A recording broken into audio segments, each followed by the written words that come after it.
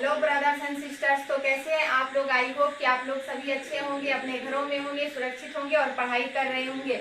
मैं हूं अंशु और ये हमारा और आपका प्यारा सा चैनल हल्ला बोल केमिस्ट्री क्लासेस। इसमें आप सभी बच्चों का बहुत बहुत बहुत स्वागत है। तो चलिए स्टार्ट करते हैं आज की अपनी वीडियो, जिसमें हम पढ़ने वाले हैं केमिकल इक्वेशन के बारे में, यानी कि रासायनिक समीकरण क्या है। ये हमारे केमिकल रिएक्शंस एंड इक्वेशन का वीडियो लेक्चर नंबर 3 होने वाला है। तो अगर जिन बच्चों ने इस चैप्टर से रिलेटेड हमारी पिछली वीडियोस को नहीं देखी हो तो उन्हें घबराने की कोई जरूरत नहीं है, क्योंकि मैंने आज के वीडियो के डिस्क्रिप्शन बॉक्स में उसका लिंक डाल रखा है। तो आप लोग उस लिंक पे जा करके पिछली वीडियोस को देख सकते हैं और पढ़ाई कर सकते हैं। तो चलिए अब हम बात करते हैं केमिकल इक्वेशन की। लेकिन इसके बारे में जानने से पहले मैं आपको बता दूं कि केमिकल रिएक्शन क्या है। हालांकि मैंने इसका जिक्र पिछली वीडियोस में किया है। अगर जिन बच्चों ने उसे देखी हो तो उनके लिए ये अच्छी बात है, अगर जिन्होंने नहीं देखा हो तो मैं उनके लिए इस चीज को एक बार फिर से रिकैप कर देती हूँ। तो चलिए, व्हाट इज केमिकल रिएक्शन, यानी कि रासायनिक अभिक्रिया क्या है। The process in which two or more substances react and formed a new substances having different properties is called chemical reaction। यानी कि वह प्रक्रिया जिसमें दो या दो से अधिक पदार्थ आपस में रिएक्ट कर, आपस में अभिक्रिया कर एक नए पदार्थ का निर्माण करती हो, और वह नया पदार्थ क्या हो, डिफरेंट प्रॉपर्टीज वाला हो। यानी कि उसका जो गुण हो, ये दोनों यानी कि उसका जो गुण हो नए पदार्थ का, वो क्या हो, बिल्कुल अलग हो, डिफरेंट हो। तो यह प्रक्रिया क्या कहलाती है, रासायनिक अभिक्रिया। तो चलिए अब हम बात करते हैं केमिकल इक्वेशन की। तो या यूं कहें हम कि केमिकल इक्वेशन क्या है, एक सिंबॉलिक रिप्रेजेंटेशन है। किसका सिंबॉलिक रिप्रेजेंटेशन है भाई, तो केमिकल रिएक्शन का। यानी कि हम किसी भी रासायनिक अभिक्रिया को एक सिंबल के द्वारा रिप्रेजेंट करते हैं, उसे निरूपित करते हैं या प्रदर्शित करते हैं। वो चीज क्या कहलाता है भाई, केमिकल इक्वेशन कहलाता है। तो चलिए इसका एक एग्जैक्ट डिफिनेशन हम लिखते हैं। किसका, chemical equation. The symbolic representation of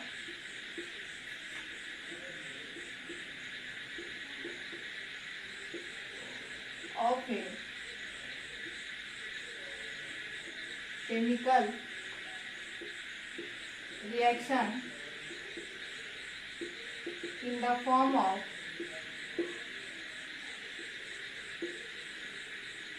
symbols and formula of a reactant and product is called chemical equation।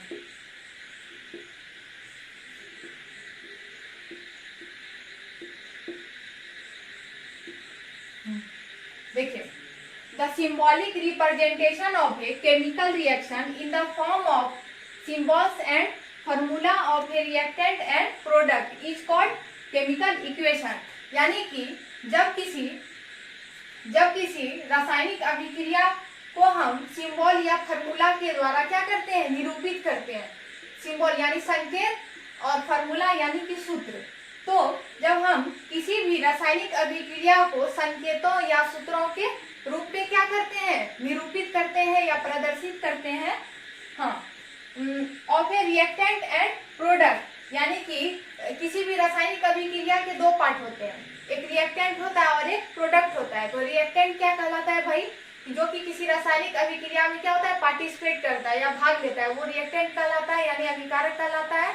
और प्रोडक्ट क्या हुआ कि उस रासायनिक अभिक्रिया से जो बनने वाले नए पदार्थ हैं, वो क्या कहलाता है, प्रतिफल कहलाता है या प्रोडक्ट कहलाता है। तो जब किसी रासायनिक अभिक्रिया में दो पार्ट यानी रिएक्टेंट या प्रोडक्ट के जो सिंबल्स और जो फॉर्मूले होते हैं, सिंबल या फॉर्मूले होते हैं, तो उसको जब हम रिप्रेजेंट करते हैं, वो रिप्रेजेंटेशन क्या कहलाता है, केमिकल इक्वेशन यानी कि रासायनिक समीकरण कहलाता है। तो चलिए अब हम इसके कुछ एग्जांपल्स कर लेते हैं। जैसे देखिए,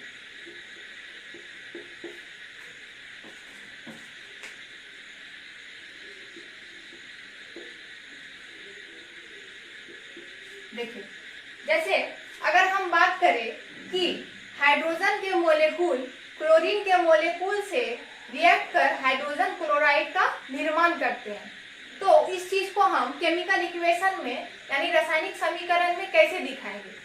तो देखिए, H2 के मोलेकुल Cl2 के मोलेकुल से क्या करते हैं? रिएक्ट करते हैं। तो ये रिएक्ट करके क्या बनाते हैं? HCl बनाते हैं, यानी हाइड्रोजन क्लोराइड बनाते हैं। तो इस चीज को मैंने क्या कर दिया, एक रिप्रेजेंटेशन, इसको हम मैंने क्या कर दिया कि इसको एक रिप्रेजेंट कर दिया, एक फार्मूला के रूप में एक सिंबल्स दे दिया। यानी कि H2 किसका सिंबल हो गया? हाइड्रोजन के मोलेकुल का। और Cl2 किसका सिंबल हो गया? क्लोरीन के मोलेकुल का, या उसका फार्मूला हो गया। और HCl यानी हाइड्रोजन क्लोराइड, तो ये इसका फार्मूला हो गया। अब दूसरा एग्जांपल लेते हैं, जैसे Mg और Cl2 यानी मैग्नीशियम। ये मैंने मैग्नीशियम के एटम को लिया और मैंने यहाँ क्लोरीन के मोलेकुल को लिया और इसको आपस में रिएक्ट कराया। तो यहाँ पे क्या बना? MgCl, 2MgCl, और यहाँ पे 2 मैग्नीशियम है तो यहाँ भी 2Mg। तो चलिए, ये चीज मेरा क्या हो गया? केमिकल इक्वेशन, यानी कि हमने मैग्नीशियम और क्लोरीन के मोलेकुल को आपस में रिएक्ट कराकर क्या बनाया? मैग्नीशियम क्लोराइड बनाया। तो ये चीज मेरा यहाँ पे क्या कहलाया? Chemical equation. इसको मैंने एक इक्वेशन के रूप में इस चीज को क्या कर दिया? दिखा दिया। अब हम एक और एग्जांपल लेते हैं, जैसे मैं यहाँ लेती हूँ मैग्नीशियम और ऑक्सीजन के मोलेकुल को आपस में रिएक्ट कराया, तो यहाँ क्या बना? मैग्नीशियम ऑक्साइड बना। तो अब हम कहें कि मैग्नीशियम को अगर हम ऑक्सीजन से रिएक्ट कराएंगे तो वो मैग्नीशियम ऑक्साइड बनाता है। तो इस चीज को हम एक फॉर्मूला में, एक सिंबल में इस चीज को हम कैसे दिखाएंगे? तो ये क्या हो गया? मैग्नीशियम और ऑक्सीजन का मैंने यहाँ पे फॉर्मूला लिख दिया, और उससे जो ये चीज हमारा जो नया प्रोडक्ट, वो जो प्रोडक्ट तैयार हुआ, क्या हुआ? Magnesium oxide. तो ये उसका फॉर्मूला हो गया। तो इस प्रकार से हमने देखा कि केमिकल रिएक्शन का जो सिंबॉलिक रिप्रेजेंटेशन है वो क्या कहलाता है भाई? केमिकल इक्वेशन, यानी कि रासायनिक समीकरण। तो चलिए, अब हम बात करते हैं कि रासायनिक समीकरण यानी कि केमिकल इक्वेशन के कितने टाइप्स होते हैं, यानी टाइप ऑफ केमिकल इक्वेशन। तो जनरली इसके 2 टाइप्स होते हैं, एक होता है बैलेंस्ड केमिकल इक्वेशन और एक होता है unbalanced chemical equation. Balanced chemical equation यानी कि संतुलित रासायनिक समीकरण, और अनबैलेंस्ड केमिकल इक्वेशन यानी कि असंतुलित रासायनिक समीकरण। तो चलिए, अब हम देखते हैं कि बैलेंस्ड केमिकल इक्वेशन क्या है और अनबैलेंस्ड केमिकल इक्वेशन क्या है। बैलेंस्ड केमिकल इक्वेशन,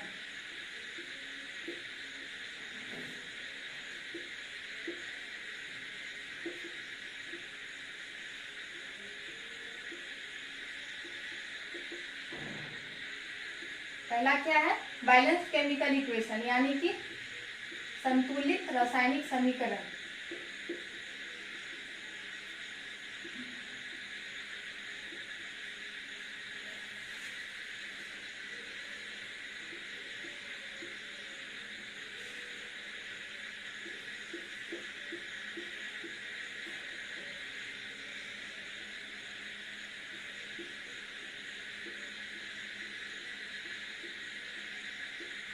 तो चलिए, अब हम इसका डिफिनेशन लिखते हैं। The chemical equation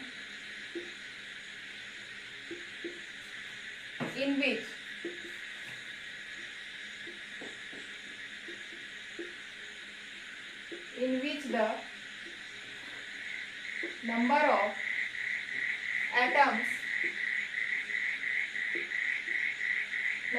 atoms is equal, number of atoms and molecules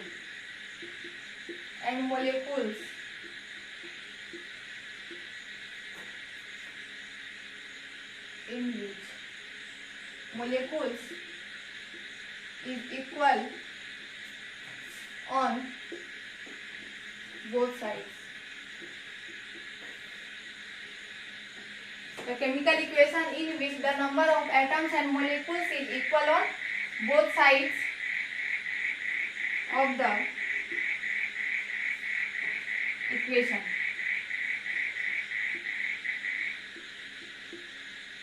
equation या रिएक्शन, रिएक्शन भी कह सकते हैं, is called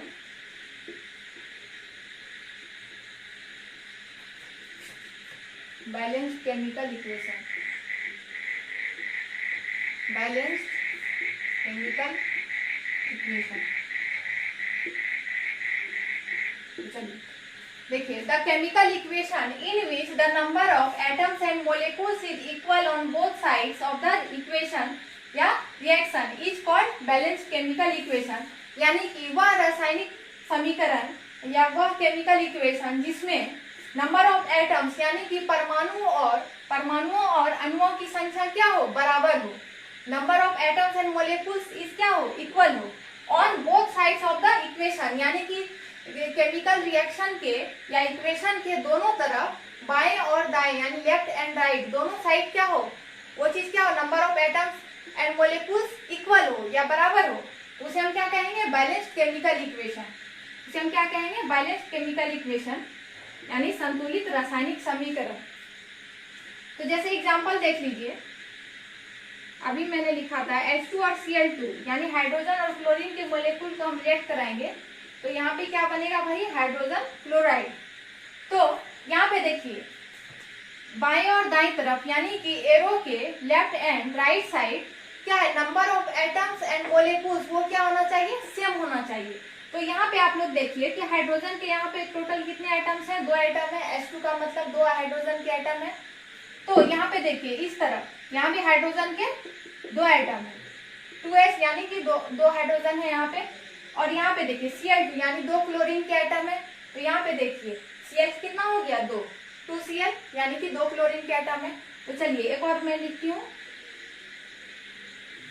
Mg plus Cl2 ये रिएक्ट करके क्या बनाएगा, 2MgCl। तो यहाँ पे देखिए यहाँ पे मैग्नीशियम के 2 एटम्स हैं, यहाँ भी मैग्नीशियम के 2 एटम्स हैं, यहाँ क्लोरीन के 2 एटम है, यहाँ भी क्लोरीन के 2 एटम है। अब एक और, नाइट्रोजन और हाइड्रोजन रिएक्ट करके क्या बनाता है भाई, NH3 यानी अमोनिया बनाता है। तो यहाँ पे देखिए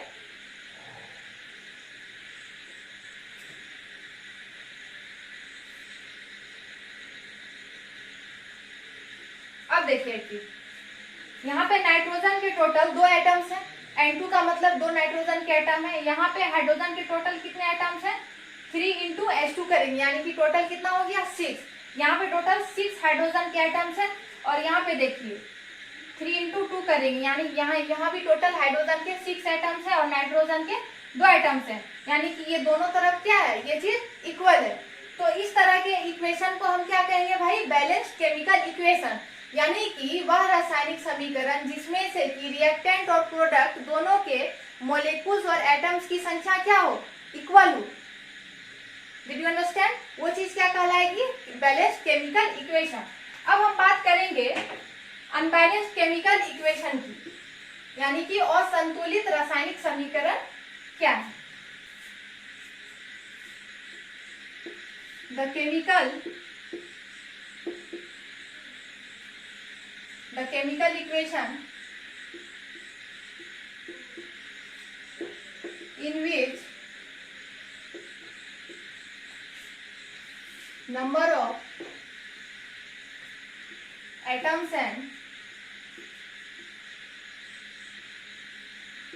and molecules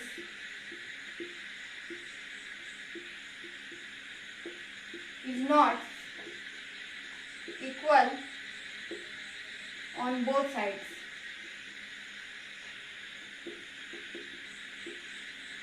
Is called both sides in a equation या reaction is called unbalanced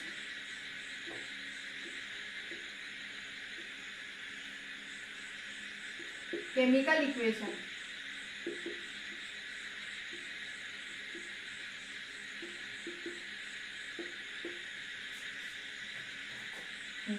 देखिए, the chemical equation in which the number of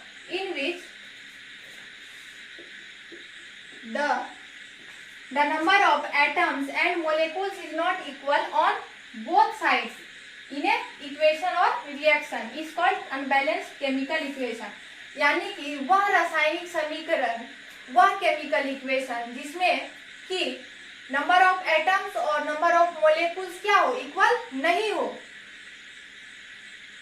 वो क्या कहलाता है भाई, अनबैलेंस्ड केमिकल इक्वेशन, यानी कि असंतुलित रासायनिक समीकरण। तो इसका एग्जांपल लिखिए, जैसे देखिए,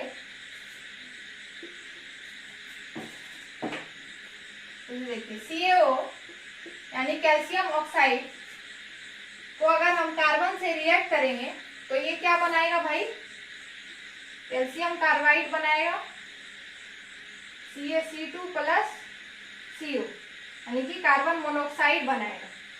तो देखिए, जब यहाँ पे देखिए, जब मैंने कैल्शियम ऑक्साइड को कार्बन के साथ रिएक्ट कराया तो ये क्या बनाया, CaC2 यानी कैल्शियम कार्बाइड और प्लस क्या दे दिया, CO यानी कार्बन मोनोऑक्साइड। तो यहाँ पे देखिए, क्या दोनों तरफ, क्या इक्वेशन के दोनों ओर रिएक्टेंट और प्रोडक्ट का नंबर ऑफ एटम्स या नंबर ऑफ मोलेकुल्स इक्वल है या नहीं है। देखिए यहाँ पे देखिए, कैल्शियम के कितने एटम्स है, एक एटम, यहाँ पे कैल्शियम की एक एटम, चलिए ये चीज तो इक्वल हो गई। अब ऑक्सीजन के देखिए, ऑक्सीजन के यहाँ पे एक है, यहाँ भी एक है, तो ये भी इक्वल हो गया। अब देखिए कार्बन का, यहाँ पे कार्बन के एक मोलेकुल है, एक एटम्स है, यहाँ पे कार्बन के टोटल 2 और 1 3 यानी 3 एटम्स है, तो ये तो अनइक्वल हो गया, इक्वल नहीं है ये। तो इस तरह के रिएक्शंस क्या कहलाते हैं भाई, अनबैलेंस्ड केमिकल इक्वेशन, यानी कि असंतुलित रासायनिक समीकरण। अब एक और एग्जांपल लीजिए, जैसे Xc यानी जेनन को मैंने फ्लोरीन के साथ रिएक्ट कराया तो यहाँ पे क्या बना, XeF6 यानी कि ये चीज देखिए, यहाँ पे जेनन के टोटल 1 एटम्स है, यहाँ भी 1 एटम है, चलिए ये बैलेंस्ड है। फ्लोरीन के यहाँ पे 2 एटम्स है, यहाँ पे फ्लोरीन के टोटल 6 एटम्स है, तो ये तो अनइक्वल हो गया।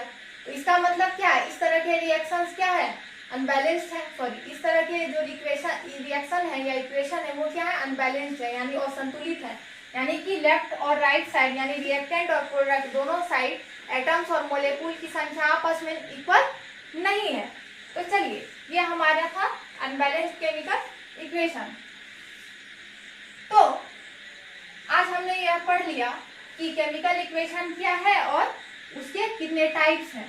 तो उसके जनरली 2 टाइप्स हैं, एक बैलेंस्ड केमिकल इक्वेशन और एक अनबैलेंस्ड केमिकल इक्वेशन। तो चलिए, हमने जान लिया कि केमिकल इक्वेशन क्या है। तो अब मैं बताती हूँ कि हमें केमिकल इक्वेशन से क्या क्या चीज का इंफॉर्मेशन मिलता है, यानी कौन कौन से बात का जानकारी होता है। तो सबसे पहले तो हमें यह पता चला किसी भी केमिकल इक्वेशन के माध्यम से कि रिएक्शन का डायरेक्शन क्या है, यानी कि रिएक्शन किस ओर हो रही है, किस तरफ हो रही है। एरो साइन से हमें पता चल जाता है, रिएक्टेंट और प्रोडक्ट के बीच में जो एरो का साइन होता है तो हमें पता चल जाता है कि एरो के इस ओर, जैसे देख लीजिए H2 एक सिंपल सा एग्जांपल ले लेते हैं, H2 और Cl2, यहाँ पे क्या हो गया 2HCl। तो हमें एरो से पता चल गया कि रिएक्शन इस तरफ से इस ओर हो रही है, यानी लेफ्ट टू राइट हो रही है। तो एरो के इस ओर जो होंगे वो क्या कहलाएंगे, रिएक्टेंट कहलाएंगे, और एरो के इस ओर जो होंगे वो क्या कहलाएंगे, प्रोडक्ट कहलाएंगे। रिएक्टेंट यानी अभिकारक, प्रोडक्ट यानी प्रतिफल। और दूसरा क्या हमें पता चला कि एटम्स या मोलेकुल जो कि अभिक्रिया में या केमिकल इक्वेशन में, रिएक्शन में जो भाग ले रही है, पार्टिसिपेट कर रही है, या उससे जो प्रोडक्ट बन रहा है, तो उसका फॉर्मूला क्या होता है, उसका सिंबल क्या होता है। तो हमें जैसे पता चल गया कि हाइड्रोजन का सिंबल भाई H होता है, क्लोरीन का Cl होता है, हाइड्रोजन क्लोराइड का फॉर्मूला HCl होता है। तो हमें इस बात का जानकारी हो गया। तो ये कुछ इंफॉर्मेशन हमें क्या हो गया, पता चल गया।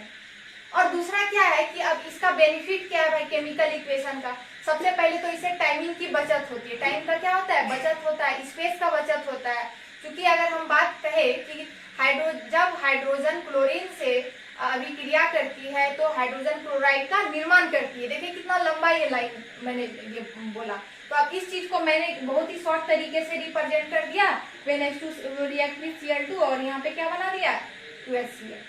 तो ये क्या हो गया, इसका शॉर्ट फॉर्मूला हो गया, एक इक्वेशन के रूप में मैंने इसको लिख दिया। तो इससे क्या हुआ, टाइम का भी बचत हुआ। तो चलिए, ये हमारे केमिकल इक्वेशन के कुछ बेनिफिट्स थे या उससे क्या हमें इंफॉर्मेशन प्राप्त होता है। तो चलिए, आई होप कि आप लोगों को ये वीडियो अच्छी लगी हो। अगर अच्छी लगी हो तो अच्छी बात है, समझ में आई हो तो अच्छी बात है। अगर जहाँ कहीं भी आपको समझने में या कोई भी कठिनाई हुई हो या परेशानी हुई हो तो आप मुझे कमेंट करके जरूर बताएं और मैं कोशिश करूंगी कि आपके डाउट्स को मैं क्लियर करूं। तो चलिए, अब मिलते हैं अगले वीडियो में, जिसमें हम बात करने वाले हैं टाइप्स ऑफ केमिकल रिएक्शन, यानी रासायनिक अभिक्रिया के प्रकार के बारे में। तो चलिए, तब तक के लिए thanks for watching and all the very best.